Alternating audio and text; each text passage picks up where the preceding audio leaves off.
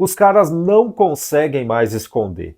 E 3 casos derrubaram a máscara da mídia clubista e eu vou te falar sobre cada um deles. Caso número 1 foi a venda do Cuiabano e o empréstimo do Cuiabano para o próprio Botafogo.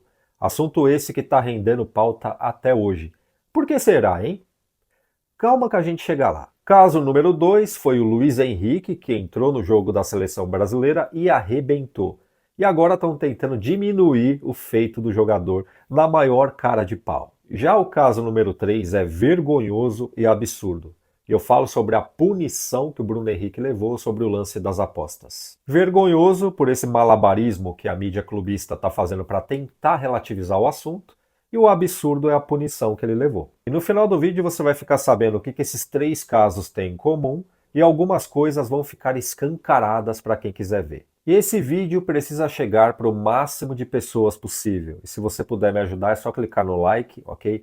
Clica nesse joinha aí com força, dá uma hypada no vídeo, é só você vir aqui no espaço dos comentários, puxa para o lado, se aparecer o botão hypar, clica nele também, certo? E se inscreva no canal porque eu faço muita questão de você por aqui. Se você não me conhece, prazer, meu nome é Renato, eu sou da mídia esportiva independente. Futebol por aqui é tratado com transparência e falado sem clubismo. Agora sim, bora correr para os assuntos do vídeo, a começar pelo primeiro caso. Cuiabano volta ao Botafogo um dia após ser anunciado pelo Forest. Mas esse caso do Cuiabano, ele apenas reforça algo que eu tenho dito aqui desde o ano passado, que esse senhor John Textor é um mal para o futebol brasileiro.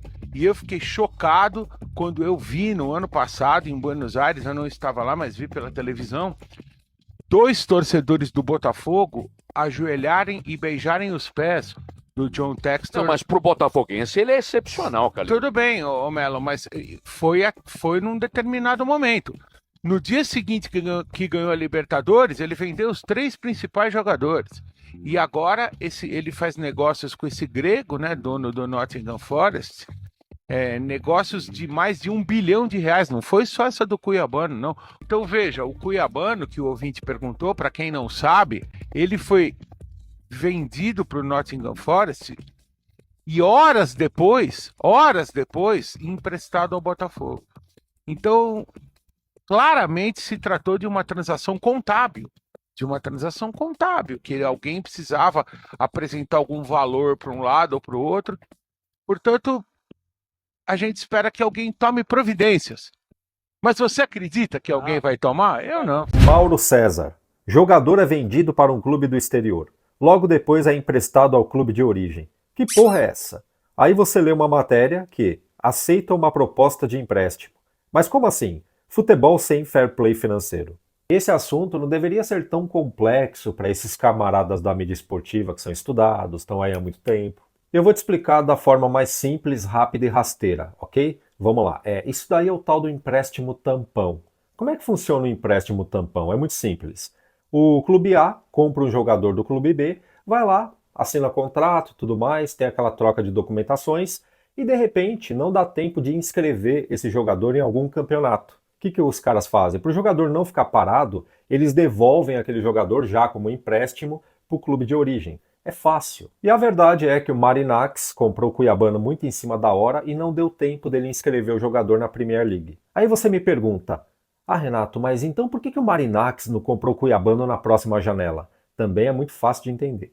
O Cuiabano vinha se destacando muito, o cara é bom jogador. Então já tinha clubes de olho nele. Um deles fez até uma proposta. Então, para garantir, até por ter prioridade, o Marinacks foi lá e comprou o jogador. E teve um caso muito parecido com esse do Cuiabano que rolou aqui no Brasil.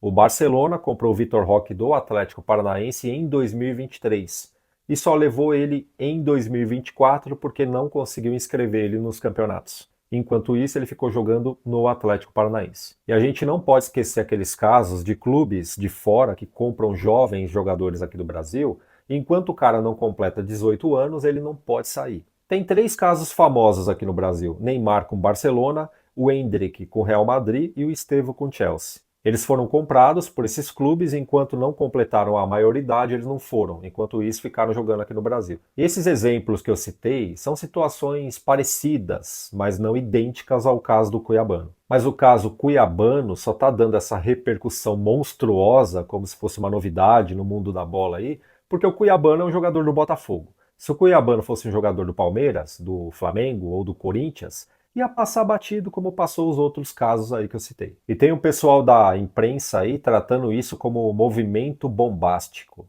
Trágico, né? E o segundo caso foi esse aqui. Luiz Henrique incendeia jogo do Brasil e tem noite de aclamação no Maracanã. E o Luiz Henrique ganhou uma moral com o Carlo Ancelotti, hein, que chamou ele de talento extraordinário.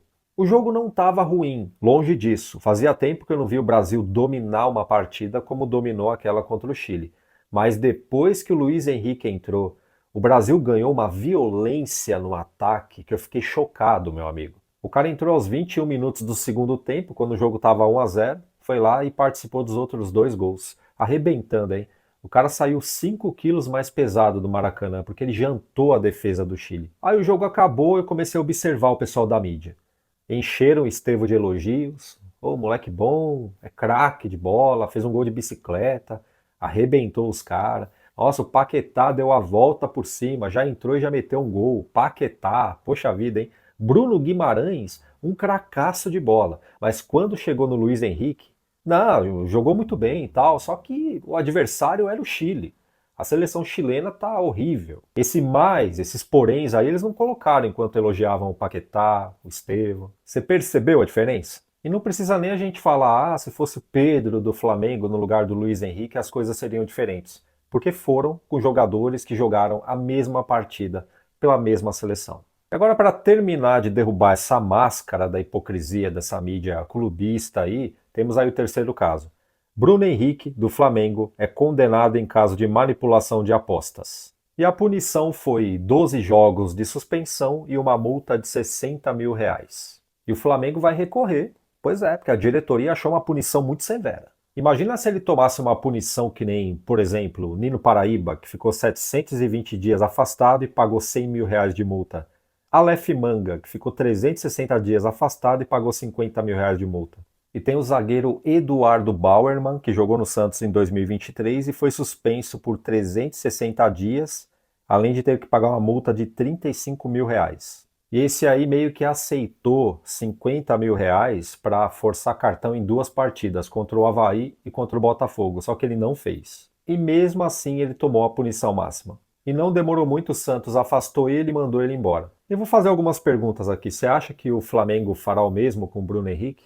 Vai demitir o Bruno Henrique? E se o Bruno Henrique não fosse jogador do Flamengo, você acha que ele pegaria um gancho mais pesado e uma multa mais cara? Ou seria a mesma coisa? Pois devia, né? Porque, queira ou não queira, ele acabou beneficiando apostadores. E isso é muito errado. Porque além do jogador prejudicar o clube, ele estampa marcas de patrocinadores. Imagina só os patrocinadores aparecendo para o mundo inteiro nesse escândalo aí. E vamos ver o que o Mauro César, que tanto ataca aí a gestão do John Textor no Botafogo, falou sobre isso.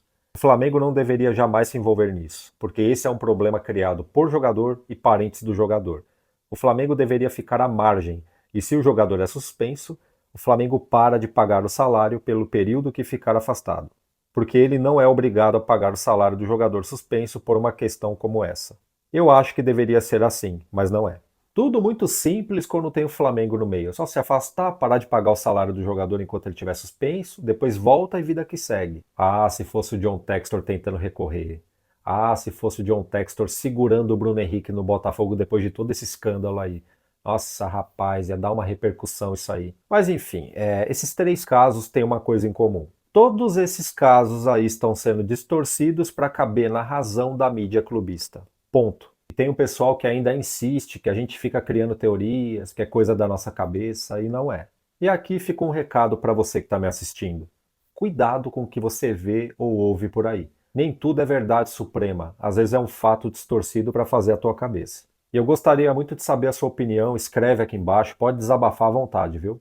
E para não passar batido, caso você esteja precisando de dinheiro para reformar a tua casa, para pagar uns boletos, comer um negócio diferente, eu vou fazer um alerta aqui. Antes de você pegar dinheiro emprestado com essas crefisas da vida aí, consulte o seu fundo de garantia. Se tiver um dinheiro lá liberado, vai correndo agora para Mais Ágil. É só você clicar no link que eu vou deixar aqui no comentário fixado e na descrição do vídeo. Passe o seu caso para eles, e se tiver tudo ok, eles vão colocar esse dinheiro no teu bolso em até 24 horas úteis. A Mais Ágil é parceira desse canal aqui, pode confiar. E muito obrigado por você ter ficado até esse momento do vídeo. E eu, Renato, vou ficando por aqui. Um forte abraço e até a próxima.